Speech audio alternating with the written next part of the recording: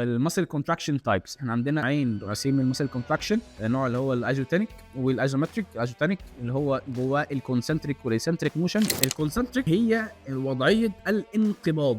اكيد سمعت المصطلح ده قبل كده، يقول لك والله التمرين دي بتشتغل على العضله الفلانيه في وضعيه الانقباض، نعمل كونسنتريك موشن، عامل حاجه كده، فنقفلهم على بعض. على عكس الايسنتريك موشن اللي هي وضعيه الانبساط، بعمل موفمنت باترن بتودي تخلي العضلات تقرب من الاسترتش. اخر حاجه وهي الايزومتريك كونتراكشن، وده في النص، ولا هو ايسنتريك ولا هو كونسنتريك، حاجه في النص. تشيل انت لا عامل البو فليكشن للاخر ولا مرجع دراعك للاخر، تعمل حاجه في النص كده، تاخدها في مرحله الايزومتريك. الجزء بتاع المسل كونتراكشن تايبس ده ممكن يفيدنا في ايه؟ حد عنده تخيل؟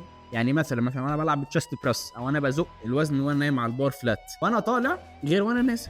انا بديك بس يعني مثال ايه علاقه ده برضه الواقع، مش اكتر. يعني الكلام زي ما قلت لك، انا ما حدش في الاول وفي الاخر اسالك فيه، يعني مش هتروح تقدم في كورس او هتمرن واحد تقول لك والله يا كوتش قول لي ايه الفرق بين الكونسنتريك اند الايسنتريك اند ايزومتريك كونتراكشن، مش حد يعمل لك كده. بس لما تفهم ده هيسمع في الاجابات اللي هجاوب على الناس اللي هي بديهيه ومنطقيه بس بفهم. وهي دي اللقطه. انا ممكن اقول لك ازاي تعمل بالبروجرام ديزاين دلوقتي حالا، ياخد منك تقريبا ساعه ساعه ونص، خلاص بجد هتبقى كواليفايد انك تعمل بروجرام ديزاين لاكتر من 80 ل 85% من الناس. بس ده مش الهدف. الهدف انك تتعلم. ما اظنش ده كان يعني